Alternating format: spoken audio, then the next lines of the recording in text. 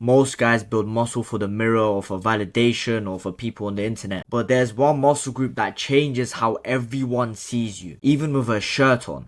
It's the difference between looking fit and looking formidable. Because some muscles don't just shape your body, they shape your energy in general. Now think about it. Wide shoulders, thick neck, thick traps, they send a message before you even open your mouth. These are dominance muscles. The ones our brains evolved to notice in warriors, not models.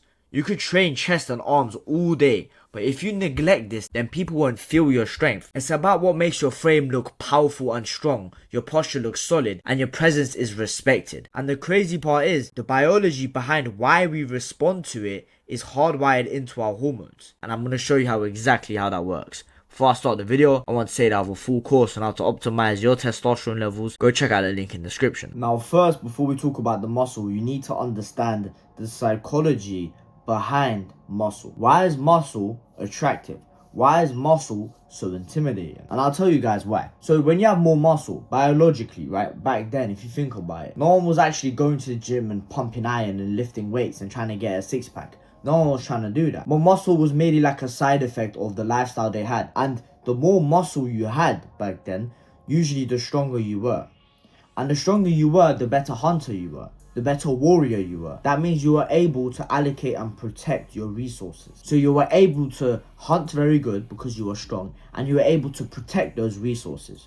And ultimately, you were able to live. And that was the most important thing back then. Our version of money we have nowadays is their survival skills back then, because that was the most important thing, or else they'll be dead. In fact, it's more important than money. So obviously we would have women in these times, and women are a lot smaller and a lot weaker than men. So what would happen a lot of the time is the strong men would mate with the women so they could protect their children. So over thousands of years of evolution has come to this point where muscles just indicate the fact that you are a good hunter, you are strong, you are able to protect. That's why muscles intimidating to men, and that's why muscles also attractive to women, because it shows that you could lead and protect. Now we got that out of the way, I'll also tell you this. Some muscles are less and more intimidating than others, because certain muscles won't do as much good and won't be as efficient as other muscles. So even though having muscle anywhere matters, because force equals to mass times acceleration, and the more mass you have, the more stronger you're going to be, the harder you're going to punch, etc.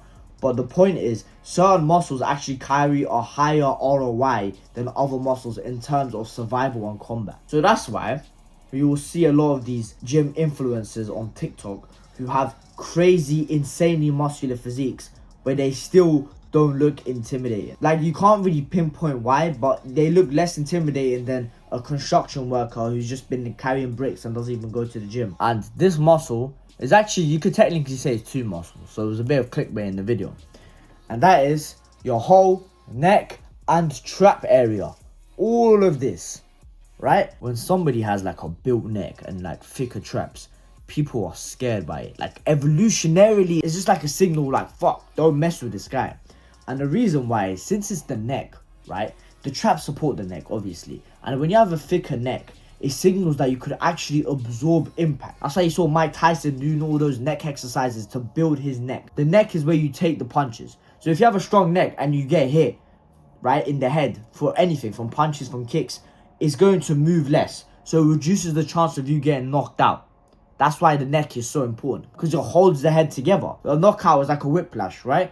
And the neck prevents that. So that's why evolutionarily a thick neck is a very big advantage. And that's why it's so intimidating, and men respect a thick neck. You could have massive shoulders, massive biceps, massive triceps, fucking shredded abs. But then if you have small traps and a skinny ass neck, then something's going to be off by that. Start either training your neck, doing some shrugs, basically targeting the upper portion of your body. And you could indirectly actually increase these part of the muscles, like the upper chest, the traps, the neck, the shoulders, by just increasing your testosterone levels. Since testosterone was the hormone that helped us survive and reproduce back then, when you have high levels of testosterone, then the muscles in the upper body will increase. So that's why a big sign that you have high testosterone is that you have a thick neck and traps. It's because the higher testosterone you have, the more muscle in those areas increase. And don't get me wrong, testosterone will increase muscle in all the areas, but greatly more in the neck, in the traps, in the shoulders. So I have a full course on how to optimize your testosterone levels to get to elite natural levels. I have a whole muscle growth protocol in there. Go check out the link in the description.